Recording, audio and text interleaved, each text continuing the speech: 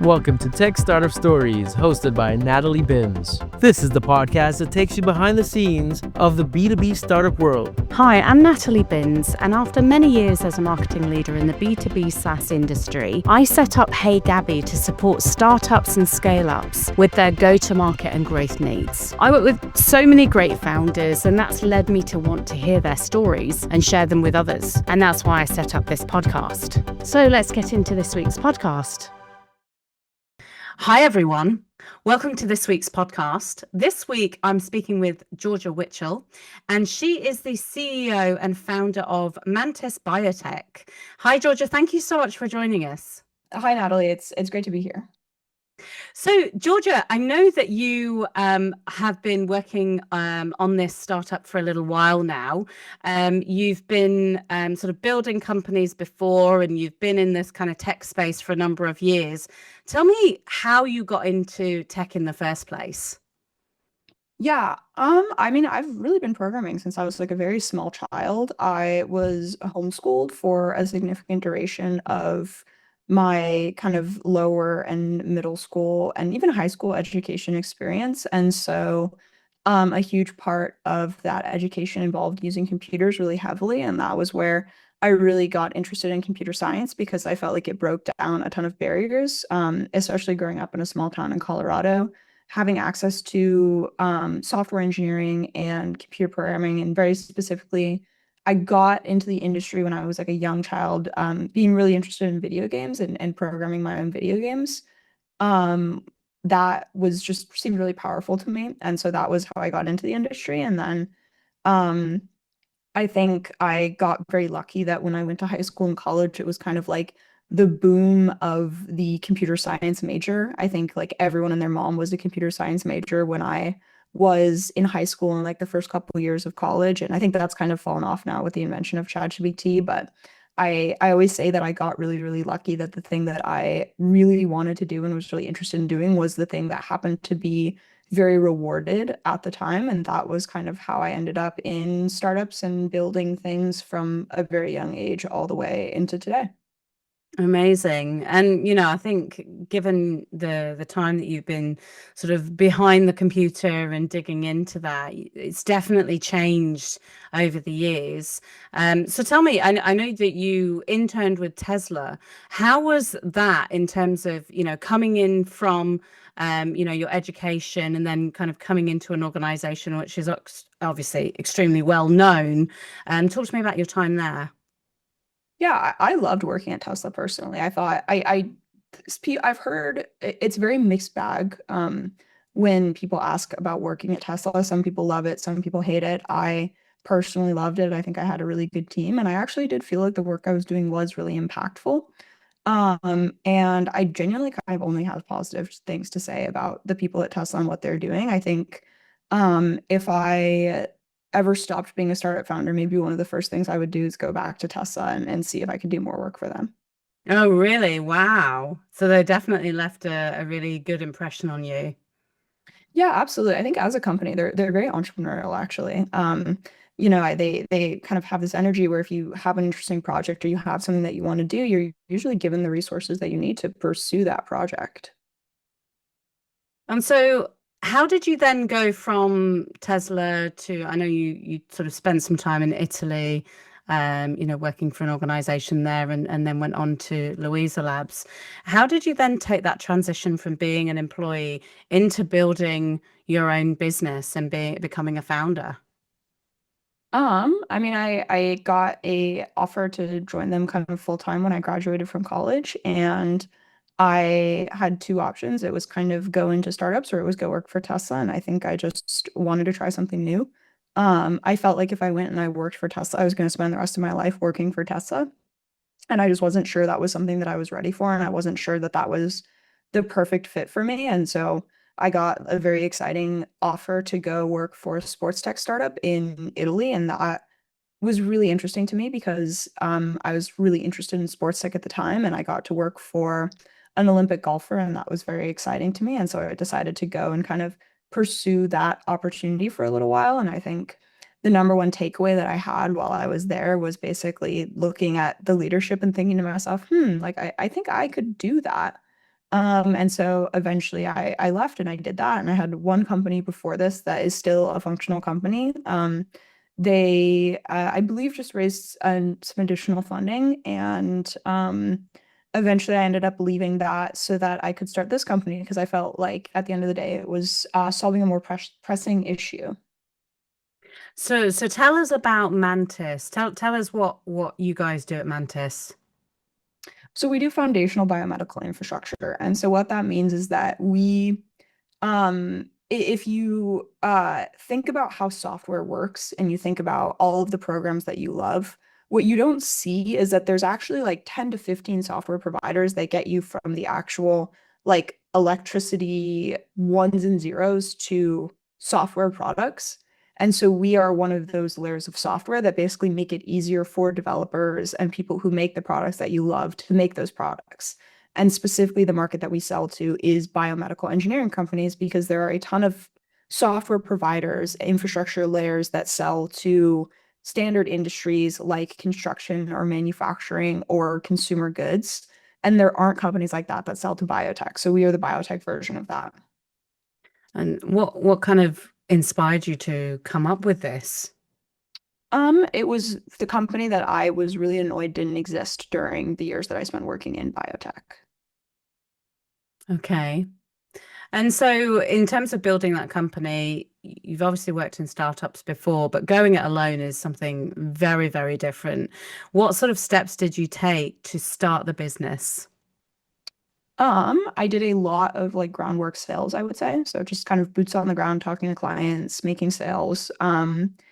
And that was the number one way that I got started. So basically what I would do is I would sell all day and then I would kind of program from like 5 p.m. to 1 or 2 or 3 a.m. and then wake up the next day at 9 a.m. and sell for the rest of the day. Wow. Oh, so what was your approach in selling? Like how were you going to get a hold of the right people and kind of pitch to them? So it was cold emails, 100% of the time. Sometimes it was calling, sometimes it was in internal network referrals, but all of our actual clients came from cold emails. Wow. Which, I see a lot on LinkedIn and I hear a lot from other marketers saying email's dead, but clearly that hasn't been the case for you. Yeah, no, I think that's completely false. Statistically speaking, email marketing has the highest rate of conversion. Okay. Okay. So tell me, with the journey of programming and selling during the day, t walk me through what your biggest challenges have been so far. I think the biggest challenge is there is kind of like a very large jump that you have to make from idea to execution. And usually what I always say is that everything always ends up being about 10 times harder than you think it's going to be. So, for example, like getting your first couple of clients and actually developing software that they're going to use, you think like, oh, I've developed a software product, I'll just sell it to them and they'll use it. And that's generally not the case. Usually what happens is they want to buy 25 to 50% of the software product that you've made, and then they want you to highly customize the additional 50%. And so figuring out exactly the steps that you need to go through from the sale to like the true user adoption experience is relatively difficult. What was been the most surprising part of your journey so far, and how you've been able to kind of see some great positive experiences in the journey so far? Yeah, I would say like something really surprising about the journey would be how like non-linear it is. I think a lot of the time like startup founders will assume that like once they have the product, the marketing will come or the customers will come or the team will come. And in reality, what you're building is or what you're doing is you're building a lot of systems in parallel. So you don't just kind of build the product and then everything else falls into place. You build the product and then you build the marketing team and then you build the recruiting engine and then you build like your sales pipeline. And those are all actually like separate things that you have to build. Got it. Got it.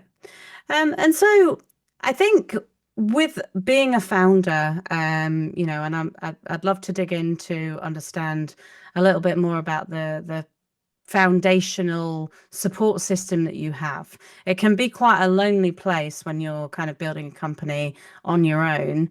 Are you the solo founder? Do you have co-founders? Talk me through that. Yeah, so I'm a solo founder. But I hear that all the time as people say that solo founding is incredibly lonely, and I very adamantly disagree with this take. I think I've never felt less alone in my entire life. You're a little bit isolated, and you certainly are like a little bit different, but you're certainly not like alone in your journey at all. So talk to me about your support network that you have around you. I mean, I think the Y Combinator network is like incredibly supportive. Specifically, like I'm actually in a bunch of like solo founder group chats that are really amazing. I have a really supportive and amazing team that helps me with everything that I do, and obviously, like all of my friends and family are super supportive of what I'm doing as well. And how did you get into the YC program? So actually, I had filled out an application during my bioengineering master's, and I didn't submit it because I felt like I like wasn't really ready. And then one of the partners at Y Combinator reached out to me, and they were like, "Hey, we think you have a really interesting background. Like you should submit it." And so I submitted it, and then I was rejected once because I was actually right. I was not in a place to be going to YC, and then I tried again, and I was accepted. Talk to me about that experience. Um, I mean, it was like really an amazing experience. I'm in it now. I would say like I definitely agreed with them when they rejected me the first time. Is they when they sent me the email, they were like, "You should totally apply." I was like, "There's no way they want me to apply. Like, it's such an unfleshed idea. Like, I didn't have a co-founder. Like, I didn't really have any customers." And then the number one feedback they gave me was like, it's not really a fleshed out idea and you don't have any customers. And I was like, okay, great. Like, it sounds like we're on the same page. The good news is those are things that I can change. And so I went out and I spent a few months changing that and doing my like cold outreach strategies. And by the time I applied a second time, like I was much more confident in the idea and the market and the product itself. And so I think that kind of is what resulted in being able to get in.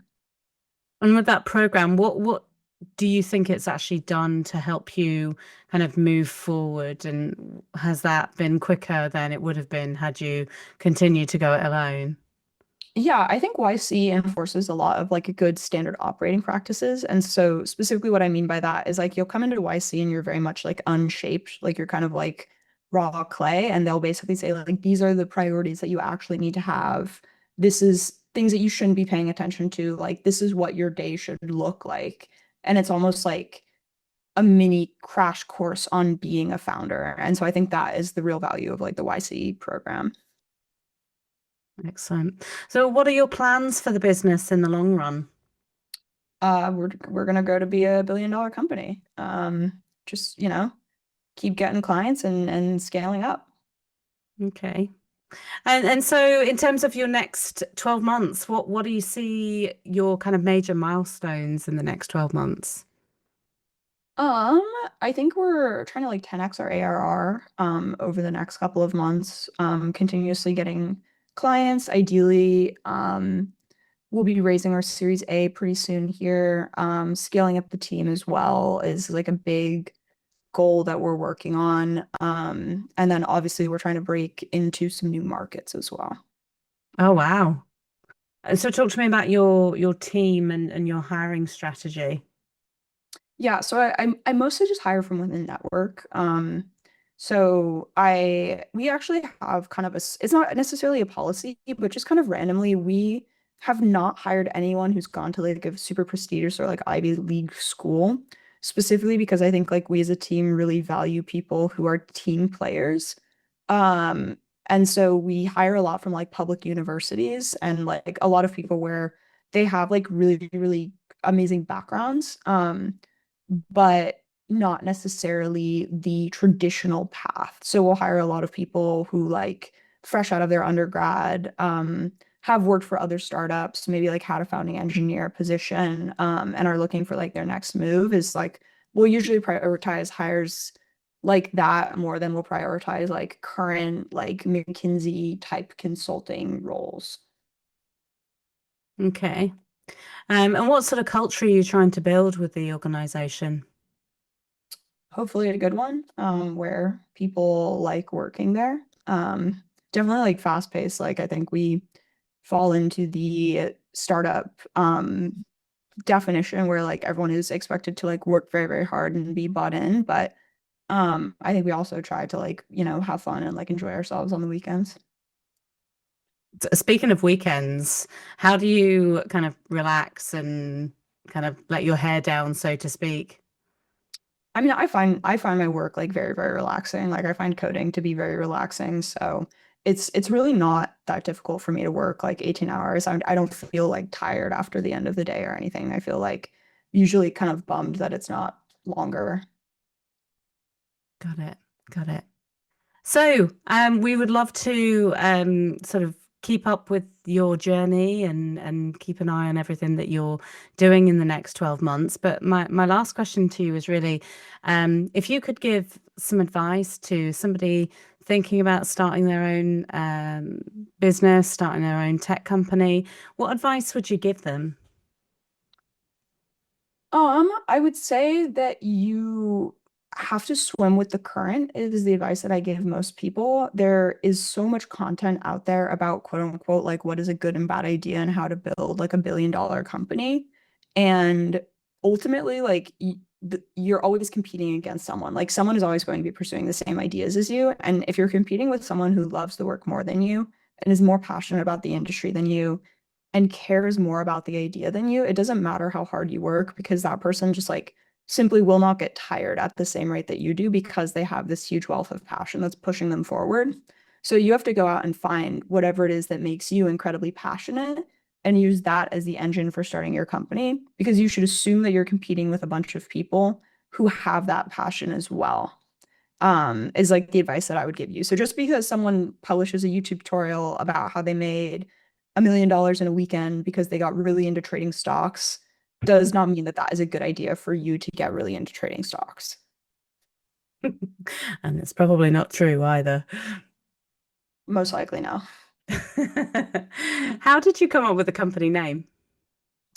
Um, it is based off of a term called the mantissa, which is like a computer science term. So we were thinking about like combinations of like computer science terms and bio terms. And so it's like the mantis and then the mantissa. It's a really cool name and it's very unique. Thanks. Yeah, that was Brilliant. the domain was like $50. Oh, okay. Another bonus. Yeah. Brilliant.